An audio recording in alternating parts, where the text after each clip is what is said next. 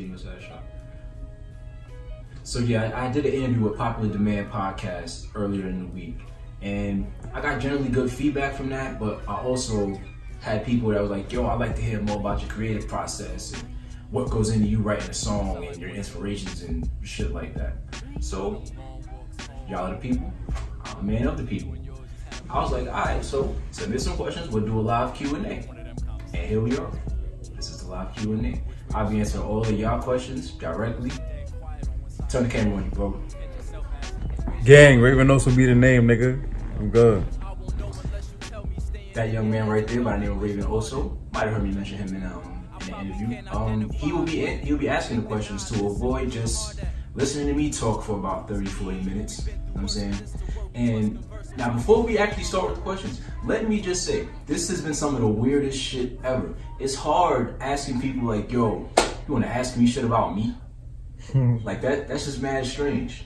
But it's part of the hustle. I'm here promoting myself. I do thank y'all for the love and all that too. And let's get into it. Q&A, all that fun shit. Shane the man, number 4, my guy. My buddy, how you doing?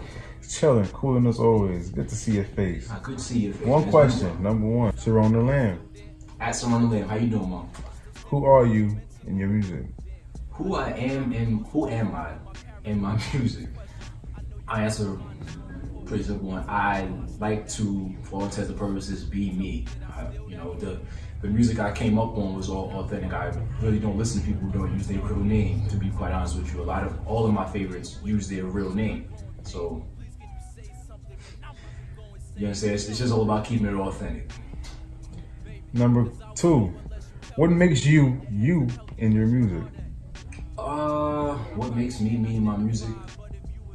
I try to be as gripping with my lyricism as possible. Like even if I'm just writing a bar song, like a straight through rap song, I try to make it something that's engaging, not only to you, but you the listener, but me, the actual writer.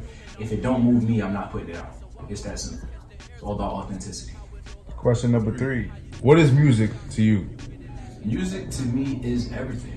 You know, you would have great artists that would say stuff like art imitates life, a bunch of cliche shit like that, and that's pretty much the same to me. Music to me is like my sanity, my outlet, my way of escaping out of my own personal box. Beautiful answer. Oh, right. Final question from Serena Lamb. Right on. What drives you? Well, what drives me? I'm a very competitive person, and music, as most hip hoppers would say, is a contact sport. You understand what I'm saying? So I know when I'm taking time off, it's somebody else who's writing their life away, trying to write more gripping on me, trying to write better bars than me.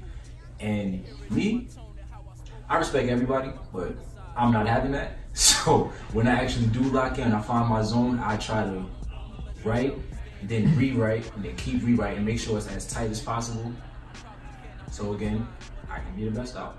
There's no lasting in here if you don't feel like you're the best out. And it's that simple.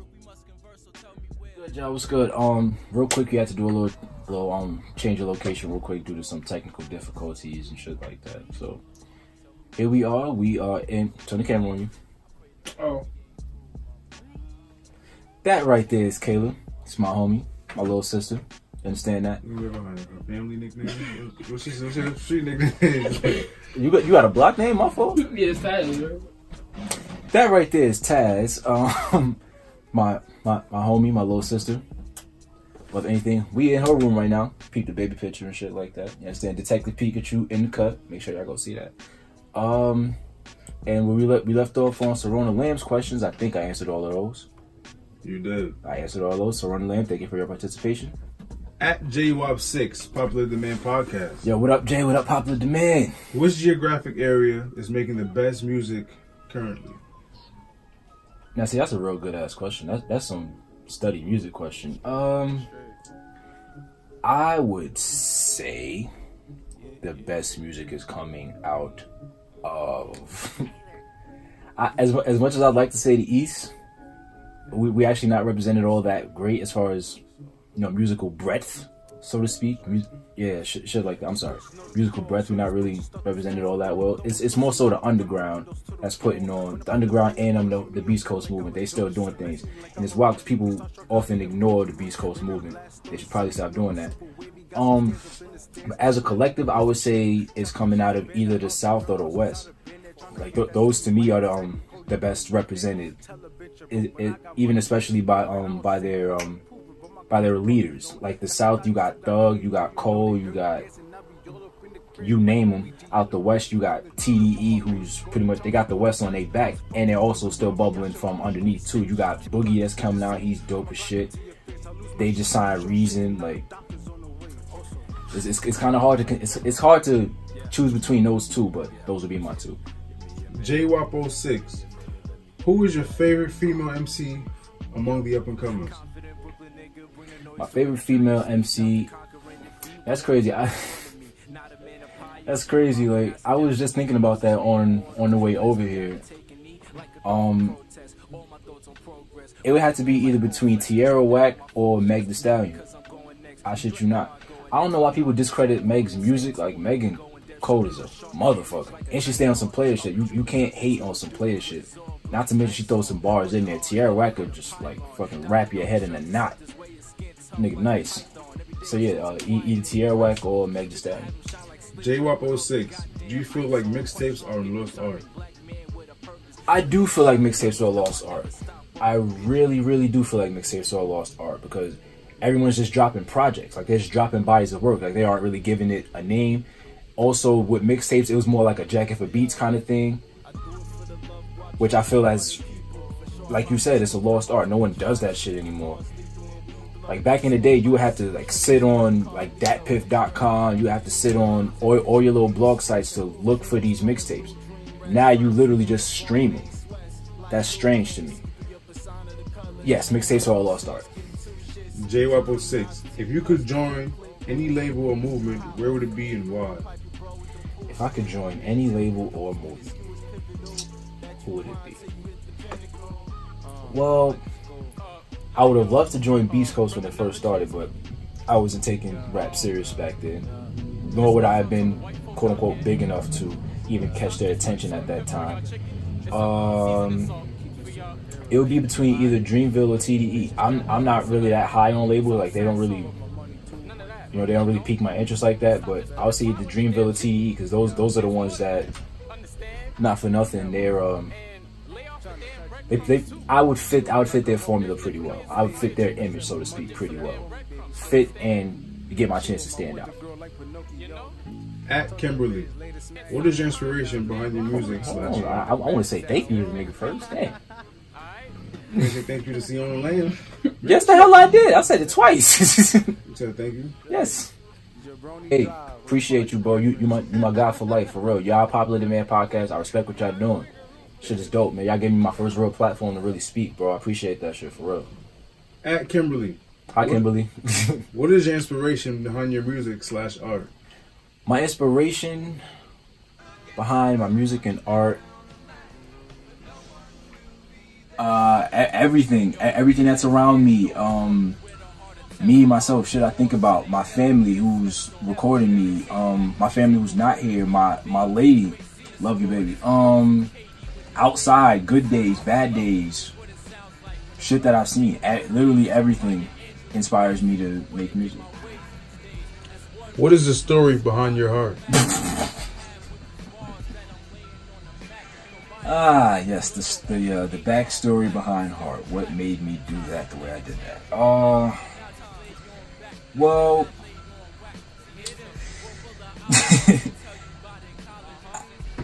the thing is, I don't know what the hell I did. I just know at that point in time when I was writing the song, when I found the beat, and then when the beat spoke to me, I started writing it. I don't know what the hell I did in my relationship. Like, if you could tell that from the first verse, I don't know what the fuck I did. Like, I'm just weaving through trying to figure out exactly what it is. Then the second verse, like, oh, okay, I kind of got an idea. And, you know, as guys, we're trying to be perfect. We fuck up here and there, man. It happens. And, you know, we gotta say sorry for it eventually. Or we have to take accountability for it. And then eventually, like, hey, I want to work this out here. So can we work this out here? Can we not? Shit like that. Thank you, Kimberly. At Tony Cotrese, what inspired you to pick up the pen? Okay. What inspired me to pick up a pen?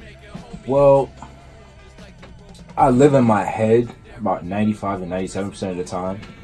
Pretty dangerous just living your head like that. And also, my uncle, God rest his soul, the last thing I remember him doing was rapping also. So my cousins and I, when he passed, we all came together. We were like, yo, we're going to take what he did. We're just going to push it further. Like, literally, he was as big an inspiration as any other artist I could speak. My uncle, he's as big an inspiration as anybody for us to pick up and do this. Aside from that, like, rap was all around me, and I always figured, like, that shit was real clever. Why not try my hand at it? And it's just, more to the point, just surmising everything. It's for clarity. Going back to what I originally said, again, to surmise, it's about clarity, because you stay in your head for a long time. It's just not safe. Just to put that plain. What's your creative process like? My creative process, okay. On the days I sit down and say I'm gonna write, I usually meditate for a little while. You know what I mean? I meditate about 5 to 10 minutes. Then after that, I pick a notebook. I have a ton of notebooks. I'm not even gonna hold you. I just pick a notebook and just write. Whatever comes to mind. Doesn't matter if it rhymes. Doesn't matter if it makes sense. You know, just to clear your head. And from there, I'll either like dig up a beat, or I'll select a beat from, you know, things that one of my homies sent me, which I should do more of. Honestly, I be playing. I really be playing with music. I'm sorry. I do have a lot of work to get out, but yeah, I'll pick a beat, write to that. Whether I write a song, whether I just write a straight through rap, it depends on what the beat tells me. I go completely off what the beat tells me to do. What the beat tells me to give y'all, that's what you hear. When you make songs, do you pull from your own creative experiences or from things you've witnessed? Well, I pull from everywhere, to be perfectly honest with you. Both from my own experiences and from things that I've seen, things that other people have seen that, you know, maybe they don't really want to speak much up on, or, you know, stuff that they keep in, but I feel like, hey, you know what? People need to hear this, because this is something that's real. This is something that's, you know, organic, and people, there could be a lot more people out there like you who also don't have a voice, like what Tupac and Kendrick did. That's not to say they necessarily lived through all of their raps. They would give a voice to the voiceless. And that's what hip hop is at its root. It's a voice to the voiceless. You understand what I'm saying? So yeah, it's a nice little balance of both. What does support look like for you? Support, just anything that encompasses showing love, really, as far as music is concerned. Like if I drop, bump it, let me know how you feel about it. You know, shamelessly, let me know how you feel about it. If it was fire, let me know. If it was trash, let me know. I wish more people would do that with their favorite artists. Not even gonna hold you. I wish more people would do that with their favorite artists. Like really be honest. Like, that's the best kind of support there is. You know, if I have a show, even things like this, where I say I just up out of nowhere say, yo, I want to do a Q&A, and you up and just give me some questions. Hell yeah, that's support. Anything that encompasses showing love, because we as artists, we don't get far without you guys, the listeners, the supporters. We need y'all. So, what is your ultimate goal with music? My ultimate goal with music. It's a very good question. I just want to reach as many people as possible. I want to reach as many people as I can. Try to speak on things. I mean, everybody speaks on something different. J. Cole speaks on this. Kendrick could speak on that, which might just go a little bit deeper. Wale speaks on this. A whole bunch of people speak on a whole bunch of different things. And excuse me, sorry.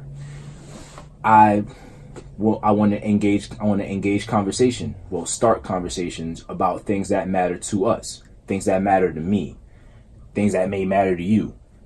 Things that we as a collective should be speaking about, things that as a collective will make us better and will want to help us push forward as a society. You understand what I'm saying? Now, The great Tupac also said, I might not be the one to change the world, but I will incite the mind who does it. I like to believe I'm one of those minds. And even if I'm not that dude still, somebody else will do it. And it just keeps going on from there, keeps going on from there, keeps going on from there, keeps going on from there. That's my ultimate goal as far as music is concerned. Keep pushing the good word, keep fighting the good fight, so to speak, and invoke as much change as possible. Ultimately, once I'm done with music, also to that point, I want to start up like an after school program, after school workshop and stuff, because there's a lot of kids out there, especially from my neighborhoods, from where I grew up, probably from where you grew up, where you at right now, that want to be MCs. Again, that's perfect, that's beautiful, but I want to help everybody like really hone their skills, like pretty much do the same thing as my creative process entails, like really clear your mind first so you have a clear focus on what it is that you're trying to put out. And also teach them the business side of it, which is something that I'm learning. I want to master that clearly before I teach anybody else. You understand? So hone their skills creatively, teach them the business portion of it so they know how to maneuver. And then ultimately, is this something that you really want to do? Do you care about a deal? Nah, not really. I don't really care too much about a deal. Deals are nice in that they give artists who are really just voices and maybe images, because eventually they'll try to make you fit their image too, and that's when label fights start happening. Social media has become the new label. I tell my cousin this shit all the time. Social media is the new label. We as artists come and go as you guys say, especially with cancel culture. We come and go as you guys say. So as long as we're in you guys. My fault, niggas done bought the ATVs out. It's that nice in New York. Damn, where was I at? Social media is a new label, right? Yeah. We come and go as you guys say, and as long as you guys rock with us, we won't have to sign any paperwork to anybody. We won't have to sign over our masters to anybody. We keep it as long as you guys support it. So pretty much you guys, we're signed to the audience. Just no paperwork involved. Are there any MCs who inspired you? There ain't any MCs who inspired me. How much time you got? Well, I'll give you a few just off the top of my head, because it's a long list. I'll just give you a few off the top of my head. We have J. Cole and Kendrick. We have Tupac. We have Nas. We have Rhapsody. We have Lupe Fiasco. We have Kanye West. We have The Game. That's really all off the top of my head. Yeah, just off the top of my head immediately. Those are the ones who do it for me. Oh, Black Thought too. Shout out him. Black Thought and The Roots. Shout out to them. Yeah. Does it mean more to you to make mumble rap that become hits or underrated songs with rich bars? Well, I believe it's my job as the artist to find the middle ground between them. Now, that's not to say you about to hear me come out mumbling on the track, but that's also not to say that I'm not gonna give the audience what they like. It's on me, the artist, to find the groove in the middle. You understand what I'm saying? Like, because for perfect example, say you're on your way to work. Not everybody likes to listen to lyrical rap, like rhyme schemes in the middle and shit like that. Not everybody likes to hear that. They like to hear turn up shit, like stuff that's going to help them get through the day. You know what I'm saying? Like the Young Thugs and all that. And the Young Thugs, all his subsidiaries, Lil Baby, all them. You like to hear stuff like that because it pumps you up, it helps you get through the day. But again, there's two different lanes. Well, there's two different styles, of course. But me as the artist, I want to try to find a middle ground. Like perfect example is Outkast. Nobody's gonna say Outkast is underground or underrated by any means. Andre 3000, another person who I should have originally added to that list of people who inspire me. They make groovy fucking music. And Kanye. I said Kanye. Oh. Damn, I said Kanye. Anywho's, yeah. They make groovy music that's enjoyable and still has those bars, the shit that originally will go over your head. You listen to it a few times, you're like, oh damn, he said that all while I was, you know what I'm saying, getting my groove on. Yeah, stuff like that. What do you love about performing? What do I love about performing? Well, again, for me to write. I'm gonna add on to that. What do you love about performing, and what was your first performance like? Solid. Okay, so to answer the first part of that question, the A part of that question, again, for me to write, I mean, just put my thoughts on paper, I can still be living in my head. Okay, I can still be living in, even though my thoughts are out, somewhat sort of organized on paper, I can still be living in my head. In the booth, you have you, the microphone, your people in the control room, the engineer, your team, all in. Now performing, you're standing in front of people who probably don't know who the hell you are, probably just don't know you from a hole in the wall. You just up there for an open mic. You just out there opening for somebody. It is what it is. And it's on you to have that kind of strength to say, I'm gonna make y'all all believers out of me.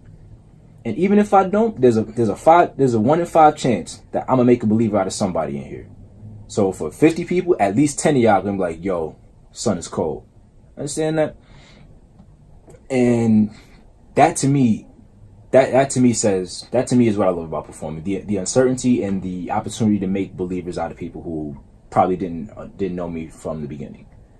And my first performance was at a rap school event. I don't know if y'all heard about rap school, any of that. It's like an underground hip hop club. They give a platform to a lot of dope MCs over there too.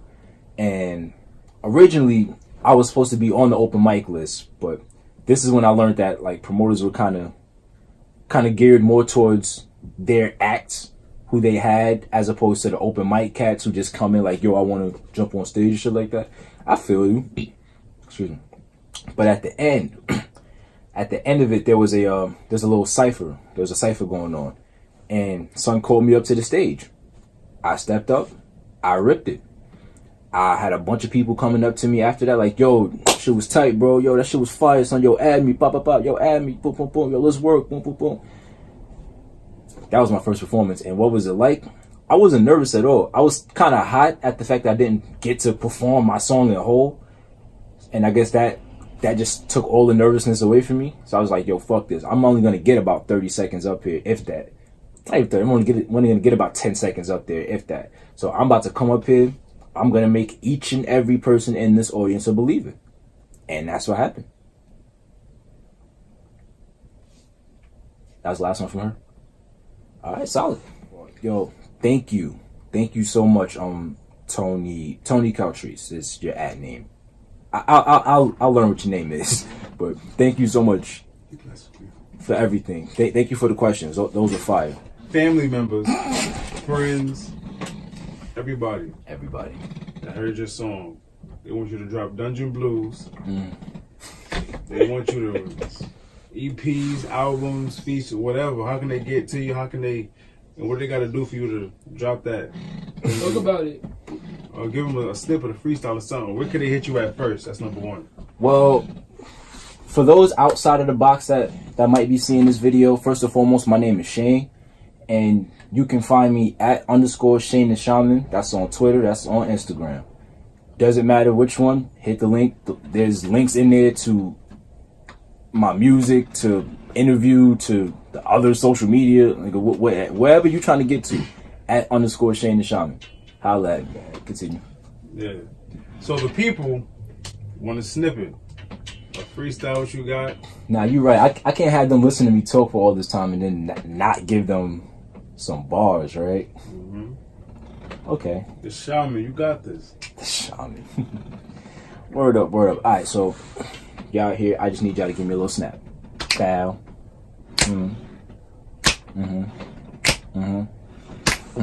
Just like that. Slow down some. Hold on. I said I don't believe in magic. I get my pennies the hard way. From going hard as ever, we bout to take the shit all the way. Locked in like cruise missiles when these loops hit. Remove these nuisances, produce this newer shit. That's how we start the rain. Old school feel, this that starter jacket flow. Razor on your tongue in case niggas try to snatch a coat. We laugh at them swagger jackers though. Passing those on the front porch. They dreaming about the days of going to snatch the torch. I reminisce on what my pop said. Son, you're the prodigal. When I converse, it's all-star. I'm much too dope for coach. Always look a man in his eyes and watch how he approach. You can see it in his demeanor of homies real or choach. One day we get to shine. For now we ballin' no Juco. Only way we getting noticed is if a famous person told us. Word of mouth is so important. What we spit, it must be potent. If we want to be the one chosen to kick these doors open. Hey yo, we may not heal the culture or help it rehab, and we kick it fresh off the presses. You'll never get it rehashed. We don't deal with your grandiose approach. With your lay minds, I lay minds with intent to raid minds and kill off all the roaches. You slacking rap niggas on the scope, bitch. And that's a wrap.